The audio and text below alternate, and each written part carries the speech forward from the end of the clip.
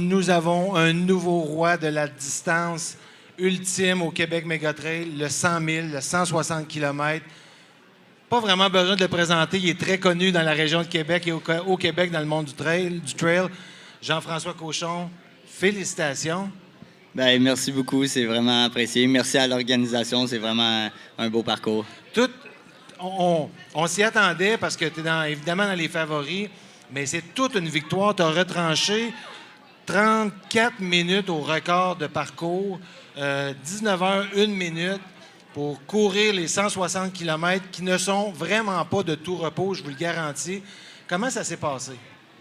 Bien, ça s'est vraiment bien passé. En fait, là, moi, mon plan de match, c'était prendre la première moitié de course, qui est la nuit, assez mollo, prendre soin de moi pour arriver en forme aux 80 km, puis ensuite être capable de bien pousser sans être trop fracassé à mi-parcours.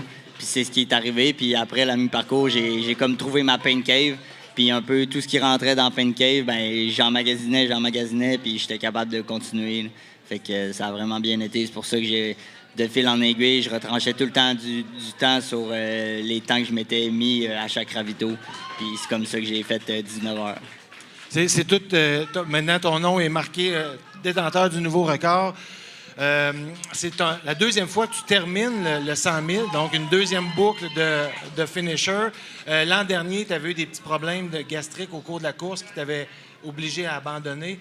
Est-ce que tu appréhendais un peu la course cette année? C'est sûr qu'une distance comme ça, on a toujours une petite crainte, mais est-ce que c'était particulier cette année?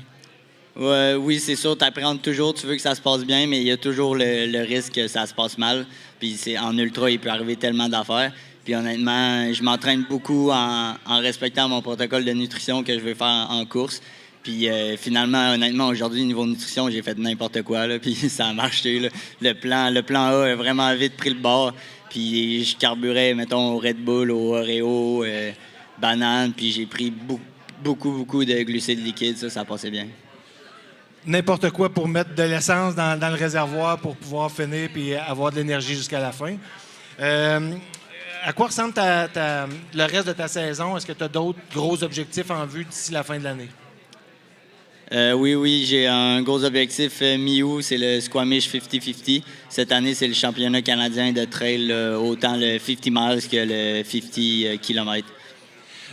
Juste en terminant, pour les néophytes en trail, lorsqu'on fait une distance de 100 000, de 160 km, on a le droit d'avoir ce qu'on appelle des pacers, des accompagnateurs sur le parcours pour un peu nous motiver dans les moments, parce que c'est pas toujours des moments agréables. À un moment donné, on a des idées un peu plus difficiles.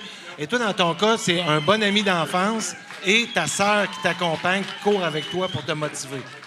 Oui, exactement. Ma sœur a fait jusqu'au fondeur 1, mon ami Gab du fondeur 1 au fondeur 2, puis ma sœur du fondeur 2 à l'arrivée.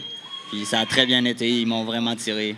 Puis est-ce que ça doit donner une motivation supplémentaire? C'est des gens qui te connaissent, parce qu'il faut connaître le coureur, savoir quand ça va bien, quand ça va moins bien, quand il faut lui dire quelque chose ou au contraire, quand il ne faut pas parler. Donc, ça doit être une motivation d'être avec un de ses très bons amis et puis avec sa sœur.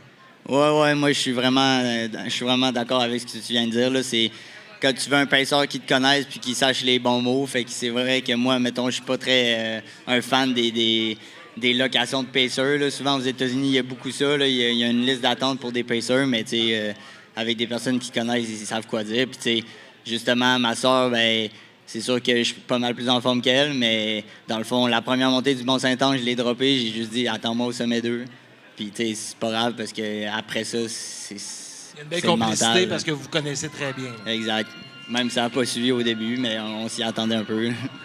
Jean-François, toutes mes félicitations au nom de tout le monde qui nous regarde, tout le monde sur le site. Bravo pour cette giga performance, pour avoir un nouveau record sur le 100 000.